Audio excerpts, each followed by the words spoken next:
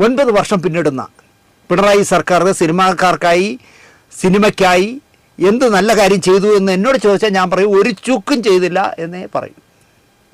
എൻ്റെ പാർട്ടിയാണ് ഭരിക്കുന്നതെങ്കിലും 9 വർഷം കൊണ്ട് മലയാള സിനിമയ്ക്ക് വേണ്ടി സാംസ്കാരിക വകുപ്പ് മന്ത്രി 5 വർഷം AK ബാലനായിരുന്നു. അത് കഴിഞ്ഞ് ഇപ്പം 4 വർഷം കഴിഞ്ഞിട്ട് സജി ചെറിയാനാണ്. മുഖ്യമന്ത്രി 2 ടൈമിലും പിണറായി വിജയനാണ്. പക്ഷേ സിനിമാക്കാർക്ക് വേണ്ടി എന്ത് ചെയ്തിട്ട് ഒരു ചുക്കും ചെയ്തില്ല എന്നേ ഞാൻ പറയും.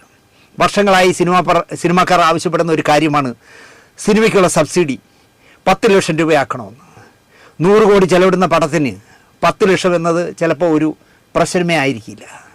ഒരു ദിവസത്തെ ഷൂട്ടിംഗ് ചിലവിന് ഞങ്ങൾ 15 ലക്ഷവും 16 ലക്ഷവും ഒക്കെ ചിലവാക്കുന്നു എന്ന് ചിലപ്പോൾ അവർ ഈ 10 ലക്ഷം ആക്കുന്ന സബ്സിഡിയെക്കുറിച്ച് സംസാരിച്ചാൽ പുച്ഛത്തോടെ പറയും. അതുകൊണ്ടാണല്ലോ ഈ പറയുന്ന 100-150 കോടിക്ക് എടുക്കുന്ന ഒരു സിനിമയുടെയും ഒരു ഷോട്ട് എടുക്കാനും ചിത്രാഞ്ജലി സ്റ്റുഡിയോയിലേക്ക് അവർ വരാറില്ല, തിരിഞ്ഞു നോക്കില്ല.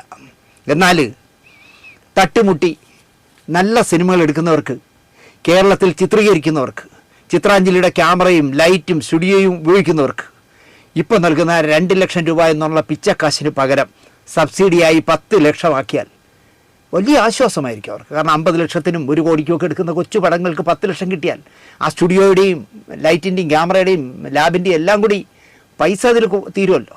പക്ഷേ ആക്കില്ല. തോമസ് ഐസക്ക് ധനകാര്യമന്ത്രിയായിരുന്ന കാലം തൊട്ട് സിനിമാക്കാർ ചോദിക്കുന്നതാണിത്.